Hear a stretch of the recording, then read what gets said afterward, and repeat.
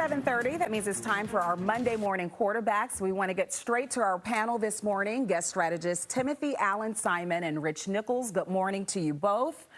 We have Harris, Walz, we have Trump, Vance, and I want to get your take on how both sides are really pushing forward and pushing their tickets, as well as how the opposite side is responding to it. And for that, I'll start with you, Rich, and then Timothy.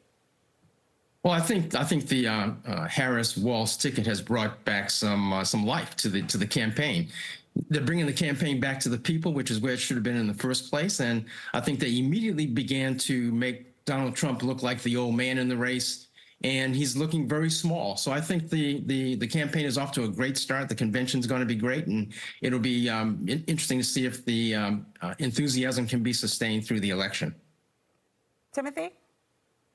And thank you. And I agree with my classmate and dear friend, and we're both friends of Vice President Harris. But let me say this. While the Democrats are clearly riding the crest or a wave, James Carville has called it a sugar high, at some point it's going to land and have to deal with the issues in this campaign. And I would say affordability is that issue. I stopped at an outlet store the other day because it was en route, and I couldn't believe the prices in what was supposed to be an outlet store, and watching people literally compare prices in the aisles because families are having difficulty in this economy. But what we are seeing, which I think is also going to promote that wave, is the fact that Vice President and presumptive nominee Harris is in fact adjusting from the Biden platform. She's now talking about no tax on tips, for example. She's beginning to embrace hydraulic fracking, which will make a very big difference in Pennsylvania, a key state.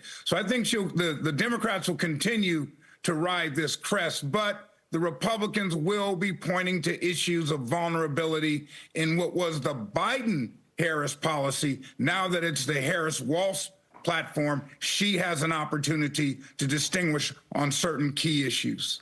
Timothy, you just mentioned the economy being the main key issue here. I want to get your take on that, Rich, as well as others. We have immigration, crime, child care, lots of things out there that are really grabbing the attention of voters.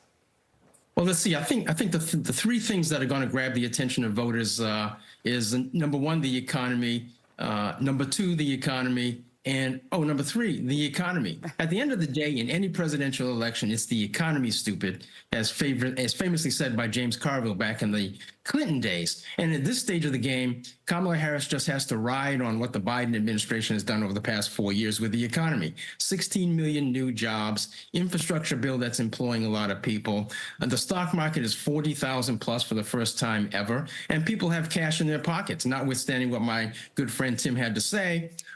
People in Gary, Indiana tonight sitting down for dinner, they're not sitting down worried about the border. They're worried about the money in their pocket. And if the economy is good, the Kamala Harris-Tim Walz ticket will win. Okay, Tim, you got about 30 seconds to respond to that. That's where I feel the Democrats are making a grave mistake in relying on the statistics and the data rather than what people are feeling at the kitchen table.